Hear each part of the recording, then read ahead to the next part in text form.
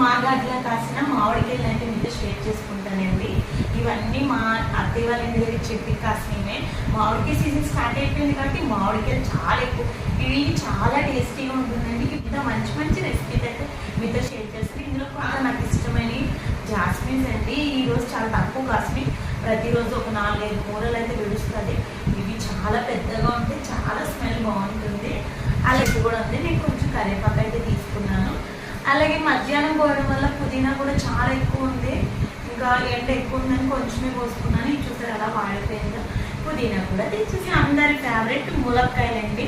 ఇవి ములక్కాయలు అయితే ఒక 30 ములక్కాయలు అయితే కాసినాయి. చాలా పెద్దగా ఉన్నాయి చూసారా. ఇవన్నీ మా హస్బెండ్ వాళ్ళ ఫ్రెండ్స్కి ఇచ్చేస్తారంట. మా అయితే ఇందులో మనం ఒక డ్రమ్ స్టిక్ అయితే తీసుకొచ్చింది. చూసారా ఎన్ని ములక్కాయలు. నాకైతే ములక్కాయలు అయితే చాలా. ఈ రోజు వీడియో అయితే ఇది. వీడియో నచ్చితే లైక్ చేయండి.